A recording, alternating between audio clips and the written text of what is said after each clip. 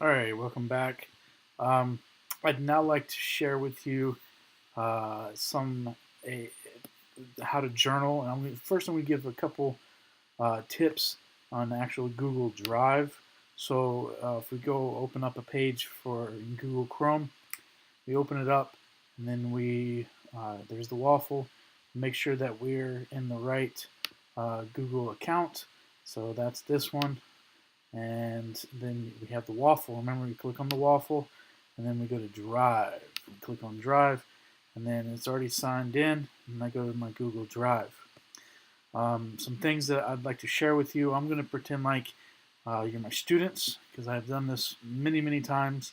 So, what we have here is we have the search bar right here in Google Drive, and we can type in anything as long as we have something in the name or something in the actual document to identify it with. That is why it is very important that we give names to each one of our documents. Too many times, and I can't stress this too many times, my students would not name their documents. I will show you more in a little while regarding this. You do not, because then you have this right here: untitled document, untitled document, untitled document, untitled document. You don't know what any of them are. It's very hard to keep track of it. I tried to start them out from the beginning, keeping track and keeping an organized uh, Google Drive. Okay, so first things first, uh, this is Google Drive. Many of you, if you just open it, may have actually seen it like this. What this is these are folders or files, and well, they're folders, and these are files. These are things that you put into those folders. Okay. Um, so what ends up happening is I have a bunch of folders, and I keep. Let's see. So we do this, and I don't actually like this view, but this is, I believe, default. I actually prefer this view better. So what we do is I have them sorted by the names of the folders, and then it goes by alphabetical order, starting with some symbols all the way down to numbers, or to Z. Anyways, so what I do is I have a bunch of stuff in here because I've used this a lot in the last year. But what I recommend is I recommend at least 3 folders starting off. First folder I recommend is the templates folder. This is just exactly what it sounds like. Templates. These are stuff that you're going to use time and time again. And I had my students create a template folder, and then this is actually what we're going to be doing today, but we'll get to that. So you have template folder, and then I actually have the journals, where they keep their journals, and um, I will get to that. This is actually what I'm talking about with naming it. So what I had my students do, and each one of them had to do this: writing journal, and then they had their name, and then the dates for that week, because I gave them 1 week at a time. So that's the dates of the week, what quarter it is, or excuse me, what period, and then what quarter it is. So this one was written, and actually I may change it so that their name is first. So it may be Adam Vidomsky Writing Journal, and then the dates of the week, and then the period, and then quarter 3. Okay, so that's very important. But you can make multiples of these. As you can see, I did all these on February 2nd. This was to show my students that you can make copy upon copy upon copy upon copy of the writing journal template. And so each week, like if you do that in the beginning and you do enough, all you have to do is go in there, change the title, and then you have it already pre-made. The kids that got that, they did it great. I got a little aggravated once kids who I told multiple times how to do this still couldn't do it right, but that's teaching. So, all right, so then we go back. So the second folder is you have templates, and then you have your journals, and then also, well, that's what you can have. You can have other stuff. Maybe you have folders for each one of your classes. That's fine. All right, so now what I want to show you is I want you to notice that you have new, and you can create, if you click on new, the little blue button right here, click on new, you have a folder, you can create a new folder, new file upload, new folder upload, new Google Docs, new Google Sheets, new Google Slides. You click over more, you can do a form, Google Drawing, Maps, Sites, and you can do even more apps, okay? You also have over here the shared with me. So let's say I have a file or a document and I share it with my students. They will then see it and they're shared with me. So you click on that. So this person shared with me that worksheet. That's one of my students. He shared with me that document. Okay. And then recent is recent. Trash is trash. But yeah, so you go back to like the home, you go into My Drive, and that takes you back to your home. So what I want you to do is we're going to create a new document. So you go to New Document, and you go down, and you click Google Docs, and it's going to automatically present you a new window, or excuse me, new tab with a blank document. So if you were in my class, I would have you write down your name, then writing journal template, because this is going to be the template, and then I'd put your name, I'd put the dates, you could say July whatever to whatever, and then what period you're in, first period with quarter 1, okay? And that you put there, and then what I want you to do, everything from this point on is going to be based off of Alice Keeler. She did marvelous work, and I found this and I started using it, and I wanted to share how and what I did with mine. But the first thing you have to do is you're going to make the Google Doc template. Okay, it says in Google Drive, create a template for the students to use as their writing journal. So the first thing that she recommends is you hit enter about 15-20 times. I just had my kids do it about 10. But so you hit enter about 15-20 times. It looks weird, yes, but that's okay. So go back to the top. So your cursor, you go back to the top. Since this is a document, I'm going to put, say, template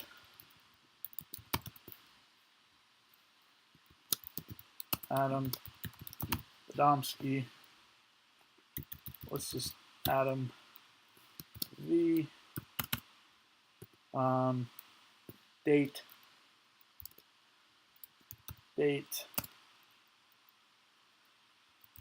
period, quarter. All right, so we'll put that up there.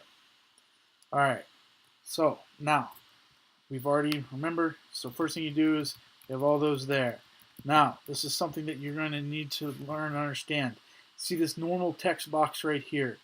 Everything that you do normally without messing with it is going to go in as normal text. That's great. Let's give it a title. So we'll put journal. Let's put Adam V. Journal. Okay. All right. So we did that. At the top of the document, create a title in the toolbar where it says normal text. Change this to title. All right. All right. So highlight that. Go to normal. Go to title. Boom. Title. All right. So mind you, we still have underneath of it all these different spaces. All right. And we entered in. Okay. Notice how the text got bigger? That means it's because it's a title. So that's the first thing. Title the writing journal something like Writing Journal 4, and then give the student room to type their name in the title. Okay, so why don't we do this? It was fine as it is. Adam V's journal. Okay. All right. So table of contents. Now, Below the title, you want to insert a table of contents. The purpose of this is so that you can be able to go back and you can use this to click on specific individual links. Okay, let me show you. Excuse me. Let me show you a finished product of. Let's go to templates. All right, so let's just open that up and see what this looks like. Writing journal for Adam Vidomsky, and then we have here. And I will provide you one of these documents, but we have a journal template. So let's say that we write something here. We change it to. Let's say you want to put the. Let's say you want to put. This is for a test. Dot dot dot. Okay. All right. So with this right here, what you're going to do is you're going to pay attention. You're going to come back up here, and you now see that little refresh button.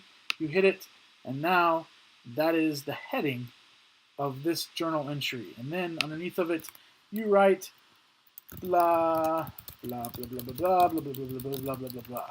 This is going to be important when you get later down here. So basically, you've created a link for this post right here that you can access right here. Okay. All right. So let's go back. All right. We're here. Now we've created that document right there. Google Doc template. All right. So now what we're going to do is below the title, you will want to insert a table of contents. Use the insert menu and choose the last option, table of contents. This creates a table of contents at the top of the document that is automatically populated. That's easy. All right. So underneath here, let's pick right there. You go to insert, and then you go down to table of contents, and let's pick with blue links. Okay. So that document's a little bit older. This is an updated version. Let's click on that. All right, so now you see the refresh button here. And then all you have to do inside of here is add headings. Now, it's easy. Let's just go down here. And I cheated when I was, well, we'll just do it this way. All right, so what we're going to do is we're going to go down further. Okay, so it says that, beautiful, blah, blah, blah. All right, so it's really important to teach students about using headings, okay? Not only does the use of headings allow the table of contents to be automatically populated, but this is a requirement for accessibility for students with disabilities. Type something like journal entry number 1. All right, so this is what I'm going to do. I'm going to go back here. All right. I also wanted to keep my journal entries, so I had I would present during the week. I would present, on Monday I'd give journal entry number 1, and I'd give it a little title, and then they had to copy the title or a brief synopsis of what I actually wanted, the prompt or whatever. They would just copy it and paste it. So you can go journal entry number 1, and then I'm going to highlight that, copy, and I'm going to go down a little bit further. There, there, there,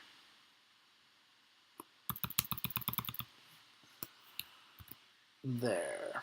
Okay, so then I'm going to go back up to make it life easier. Number 2, 3, 4, 5.